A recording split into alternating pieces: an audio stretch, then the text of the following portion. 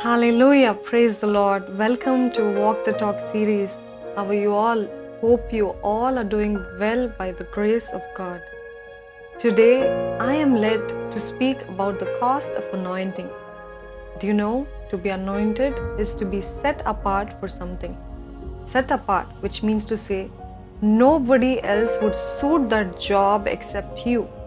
When God decides that you alone are meant for that job, no one else. We have read and heard many times in the Bible about the anointing.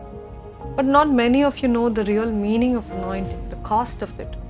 Without God's Spirit, without God's leading, without God's will, still being in sin, and you say, because someone has laid hands on me, because someone has put oil on me, I am anointed. That's false. Just because God's ministers lays hands on you or puts cloth on you doesn't mean you're anointed. Yes, healing can happen despite your spiritual condition, but spirit impartation and anointing will happen when you're prayerfully ready, in submission, in humility and purity. We think that's not much of a big deal to be anointed. Did you know there's a price? No, it's not about buying with money. But as you stay, I will tell you what it takes to be anointed. Firstly, you cannot live like everyone else.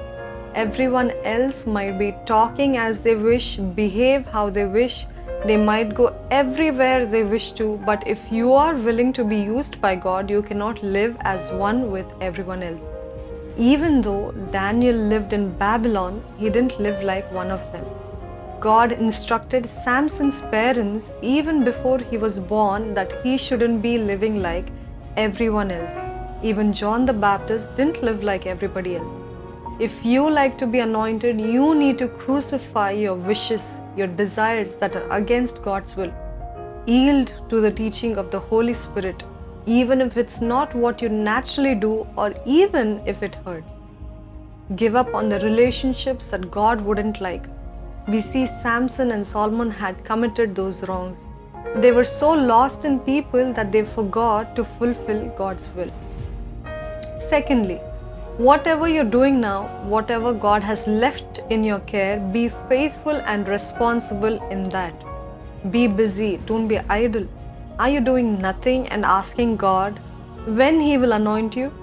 You are rooted in a place for a season according to God's amazing plan. As long as you're there, be careful about your testimony. Be faithful and be responsible in what you're assigned. When you're faithful wherever you are, that is when God opens doors and honors you beyond measure. For example, Joseph. Wherever Joseph was placed, he was faithful in whatever was assigned to him. Scriptures say, wherever Joseph went, he was fruitful and successful because he didn't withhold his strength in whatever he did. He did it perfectly and completely. We know David. We know about him. When his brothers were in the army, he was in a very ordinary job, the job of taking care of the sheep. But whatever he was doing, he didn't disregard it but gave his fullest. At last, when the lion and the bear wanted the sheep as prey, he stood, fought and killed them. The bonus for his life, as he was being the faithful shepherd that he was, he built a concrete relationship with God and wrote many psalms, prayed, and became a man after God's own heart. So be faithful and responsible where God has placed you. Then God comes to take you to the next and another level. Thirdly, hiddenness. After God anoints you, God might keep you hidden for a time or for a long time. That time is only up to God. God only hides you. But many a times we think that everyone is running ahead of us, that everyone is reaching heights, whereas you're hidden, you're stuck. You might be wondering that you're keeping yourself pure, being careful about not falling in sin, whereas the so-called people being used in the ministry are so ruthless and insensitive, don't even have a prayer life. What is this? When will my time come? When will God use me? It's not up to you to judge or point fingers at anyone. You see the roots?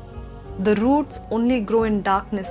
The darker that is, the farther they spread the roots.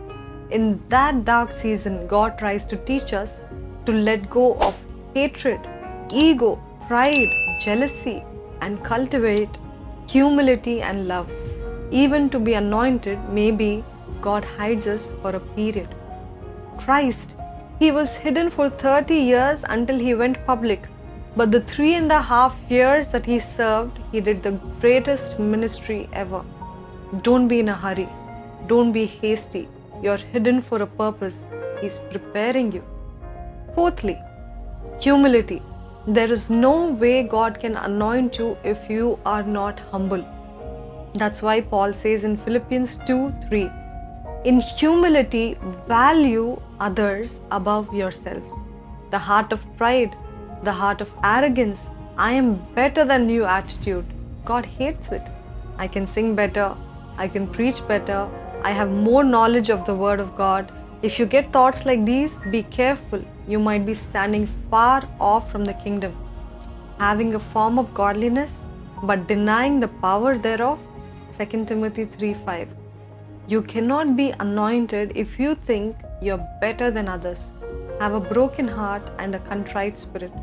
Not false humility, but from the bottom of your heart, from the inside out, be humble.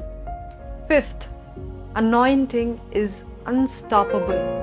When the time that God has decided is ripe, no man can stop it. No matter how many people try to harm you, try to suppress you, no matter how many people are jealous or envious of you, they might try to stop you, but when it's your time, no one can stop you. We see in Joseph's life how God turned every evil that was intended against him was for his good. Wherever he was insulted, that is where God anointed him. In David's life, when Saul learnt that God anointed David, he wanted to destroy him. He wanted to kill him. But in the end, Saul commits suicide. If God has ordained you for something, no devil in hell can stop it. Sixth, the anointed are used publicly. No matter who tries to hide you or keep you cornered, they can never be successful in their attempts. God honors you publicly for your private holy life. Even if you want to be hidden or even if you want to be covered, God Himself pushes you to the front line. Not the 7 brothers, but you are to anoint David alone, God said. Whereas David was somewhere by the mountains grazing the sheep. God made him stand in front of everybody, in front of his family, in front of everybody who's watching him and anointed him. While Gideon was threshing the wheat, nobody knew him, but God made him a leader to lead the army. Anointing brings exposure, not only in front of the people, but even to the enemy. That's why the enemy tries to scare us and keep us away from God's calling. 7th, loneliness and letting go. If we observe from the beginning, whomever God intends to choose, they had to go through the valley of loneliness. Abraham was asked to leave his family and the city where he lived. Jacob was fighting all night alone with God for a blessing and he won. Until Joseph became the prime minister, he underwent loneliness as a criminal in the prison. Samson, he couldn't live like everybody else, so he had many lonely journeys. Likewise, Elijah, Job, Jeremiah, Isaiah, Paul, and many more saints of God underwent loneliness. God is the closest at your loneliest. Let go of all the friendships and relationships that cause you to sin, cause you to lust, cause you to pride, and that are not in God's will. You may have to be lonely for a while. You may have to be lonely for a season. Nevertheless, obey God. You cannot carry everything that is not in God's will or carry everybody that are not in His will and ask God to anoint you.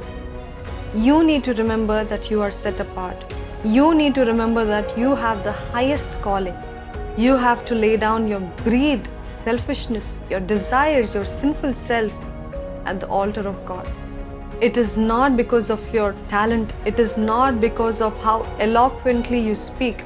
It is not about your family background. It is not about how great a musician you are. It's not even about how educated you are.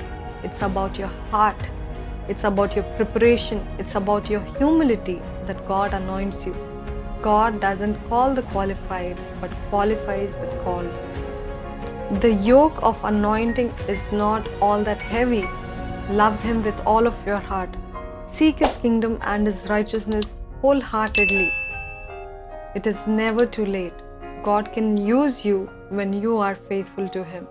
God bless you all.